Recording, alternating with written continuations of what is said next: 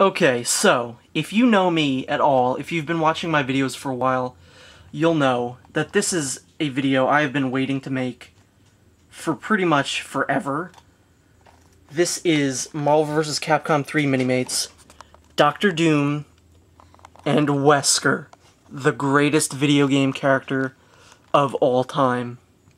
The box is exactly the same. I don't think the others maybe didn't have the 10th anniversary thing, but I don't remember. There's some cool artwork on the side there of Wesker and the other guy. Here are the other figures in the wave. I do have them, so I will be going over them. MODOK, Akuma, best video game character ever, Dr. Doom, Captain America, Ryu, Thor, and Amaterasu. I'm sure I just mispronounced that, but I don't care. So, without further ado, I shall open this. Alright, so first I will start with the inferior figure, and that is Dr. Doom. I'm just gonna say this, I don't really like this figure. There are tons of Dr. Doom figures that are much better than this. I think I reviewed one a couple years ago, maybe a year ago. I think it was first appearance Dr. Doom, came in like the Toys R Us Fantastic Four wave, and that was a much better figure than this is. I'm not saying this is a terrible figure, it's just not as good as the other ones that have come out recently. So first off, his face. His face looks fine, you know, it looks pretty much like how Dr. Doom should look. I don't really like the mouthpiece, it looks really goofy, just because of the hole in the middle. Like, it looks like it's like some hole that Dr. Doom uses to drink things through, like he just puts a straw in there. But I don't know, let me take off the hood to show it in better detail. There's his face. You can see he's got rivets and everything all over. He's got those giant eyebrow things. No detailing on the back because of the hood. Now, to talk about the hood, it's all one piece, and it's probably the thing that I like the most about the figure. It's well detailed. Got that little hanging thing off the back, which is always pretty cool. Got the little buttons, gold buttons. There's some paint issues, but I always say this. When the paint is this small, it's not really that much of a big deal. Now, his outfit is just a plain green shirt with a few details just to show that, you know, he's wearing it. Nothing on the back. Arms also have little detailing.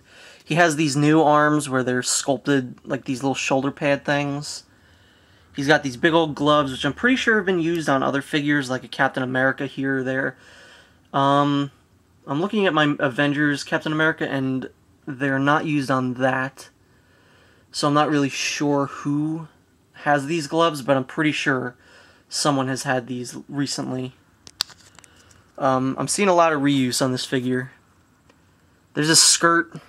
He's got a little pouch there. I thought maybe it'd be able to hold his gun, but it cannot. Oh, yes it can. It actually just... From the side, it doesn't look like you can put anything in there, but you actually can. Let's see if his gun will fit, though. Yeah, actually, that does fit. I retract my previous statement, and I'm sorry for doubting you. But yeah, that goes in there. I'm sure you can't put it on there with the thing. Yeah, he juts out way too much with the gun in the cape, so that's an issue. Here are his boots. Again, they look pretty familiar, although probably not. These look pretty unique. So I'm going to say they're not a reuse, they just look similar to a lot of other boots. Articulation is pretty okay. It's just like a similar kind of deal with other figures that are bulky like this. Whoops, his hand just fell off. You can't actually move him in most places because of his jacket. He has better articulation with the jacket off. He has free range of motion pretty much everywhere except for his legs, because his skirt. He can move backwards, and, you know, arms are pretty normal. So, yeah, that's Dr. Doom. Not that great. Comes with a gun. There have been better Dr. Dooms recently. But, of course, that's not why I bought this 2-pack. And now, the Minimate I have been waiting for the longest time. Sir Albert Wesker. I'm pretty sure he hasn't been knighted, so kind of forget the sir part. This is just one of those Minimate likenesses that's just really spot on. That's done with such little detail. I mean, it's literally sunglasses, a jaw, and a frowny face.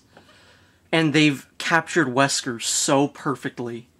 Probably has something to do with the hair, which I'm pretty sure isn't a reuse. It looks like, I feel like they would have used something like else, but it sort of looks like they haven't.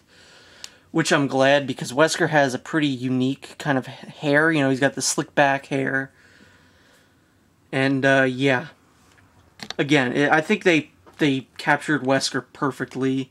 Sunglasses are perfect, and they captured his jaw, his, you know, the side of his face, the jaw, really well. It looks like Wesker. I mean, you look at it and you just see him.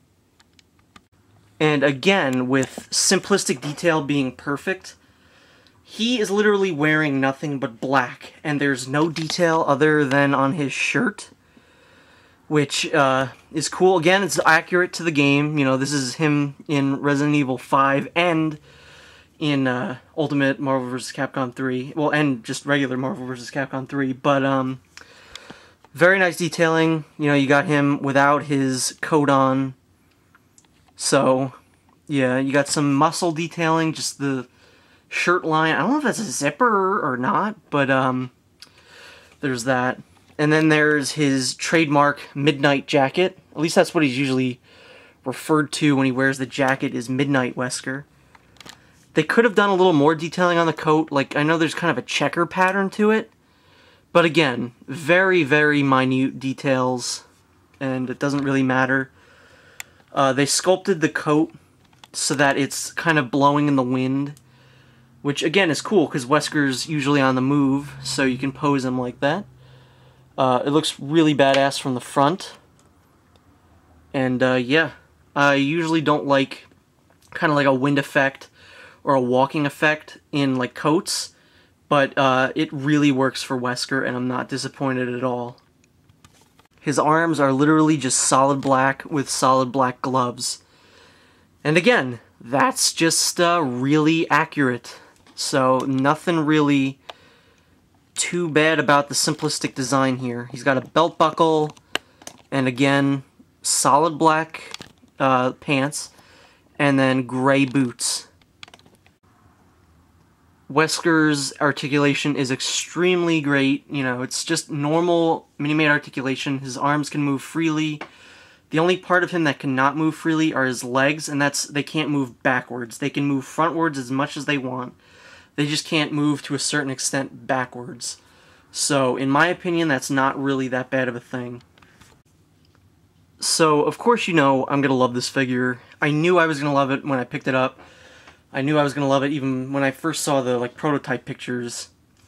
And for anyone like me who loves the Resident Evil series, Wesker is a great, great minifigure, and I'm glad that I got Chris and Jill and Wesker.